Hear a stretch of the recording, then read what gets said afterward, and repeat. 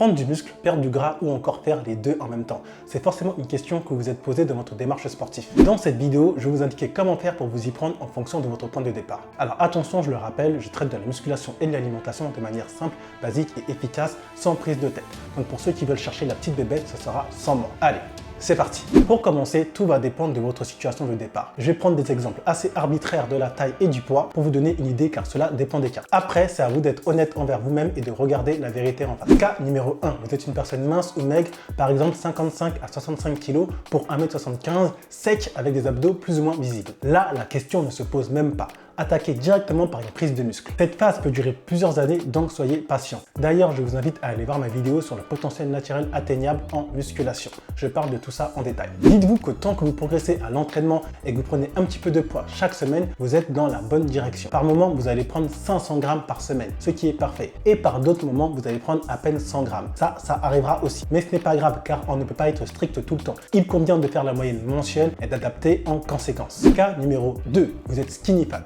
Et oui, il est très courant d'être mince et gras sans avoir les abdos visibles, ce qu'on appelle skinny fat. Par exemple, une personne pesant 65 à 75 kg gras pour 1m75. Là, c'est tout simplement qu'il y a un manque de muscle et l'entraînement va y remédier efficacement. Croyez-moi, je vous conseille de partir sur une diète de perte de gras pour dégraisser le plus gros pendant quelques semaines avant d'enchaîner sereinement sur une prise de muscle. L'avantage, c'est qu'en tant que débutant, vous prendrez du muscle et perdrez du gras en même temps. Je vous invite à aller voir cette vidéo où je parle de tout ça en détail. Par contre, veillez bien à ce que votre diète soit en légère restriction calorique parce que si la restriction calorique est trop importante, la prise de muscle sera compromise. Cas numéro 3, vous n'êtes ni trop mince ni trop gras. Vous avez certainement une bonne base via une bonne génétique et ou via la pratique régulière d'un sport. Par exemple, 70 kg pour 1m75 avec les abdos assez visibles. Là, franchement, à ce niveau-là, c'est déjà pas mal. Après, si vous voulez progresser, je vous conseille de partir sur une diète de prise de muscle. Cas numéro 4, vous avez quelques kilos en trop, par exemple 75 à 80 kg pour 1m75 avec les abdos non visibles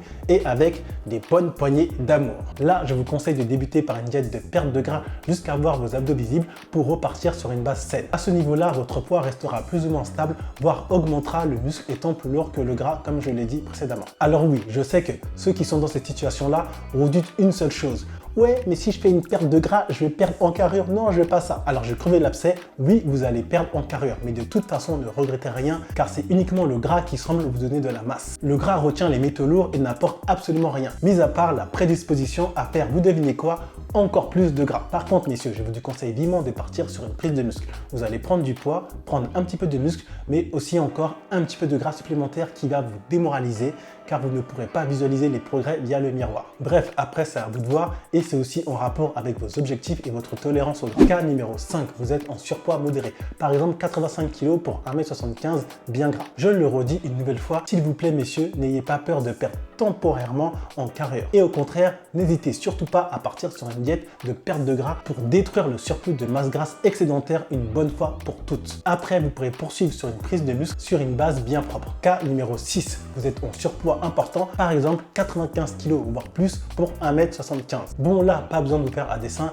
attaquez bien sûr par une perte de graisse. Alors attention, ne faites pas l'erreur de vous sous-estimer en appliquant un déficit calorique beaucoup trop important. Progressez étape par étape et dites-vous une chose, c'est que la meilleure stratégie est d'éviter de trop nombreux changements d'un seul coup. Donc je vous conseille de dégraisser un maximum tout en se renforçant musculairement pour construire des fondations solides. Prenez également l'habitude d'augmenter l'activité physique de manière régulière et progressive jusqu'à l'intégrer dans votre mode de vie. Donc ça peut être des choses toutes simples comme prendre l'escalier au lieu de prendre l'ascenseur. C'est un bon début. Bon voilà messieurs, je pense avoir fait le tour des différents points de départ qu'une personne peut avoir avant de se lancer dans une démarche de musculation et d'alimentation. Maintenant, retenez que pour la prise de muscle ou la perte de gras soit efficace et surtout durable, il est important qu'elle soit lente. Dans les deux cas, prise de muscle comme pour la perte de gras, le programme d'entraînement restera identique. Je vous invite à aller voir cette vidéo où je donne 8 commandements clés pour construire un programme qui vous fera progresser à coup sûr. Après, retenez que c'est surtout l'alimentation qui va faire la différence en jouant principalement sur les glucides. C'est-à-dire qu'il faut bien respecter les apports en protéines et en lipides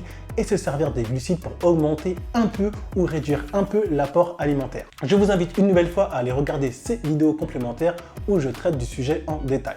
Enfin et plus particulièrement lors des premiers mois d'entraînement et de diète sérieuse, ne vous focalisez pas trop sur le poids affiché sur la balance qui reste secondaire par rapport au progrès, à l'entraînement et au rendu visuel. Bon, voilà pour moi, voilà pour cette vidéo. J'espère qu'elle vous a aidé à mieux comprendre votre point de départ et à déterminer par quoi commencer pour atteindre le physique que vous désirez. Je tiens à rappeler aux papas qui souhaitent un accompagnement personnalisé pour retrouver la forme que vous pouvez consulter mon offre d'accompagnement disponible dans le premier lien en description. Bien sûr, si vous avez apprécié cette vidéo comme d'habitude, on like, on partage, on s'abonne et moi, messieurs, je vous dis à très bientôt pour une prochaine vidéo. D'ici là, prenez soin de vous.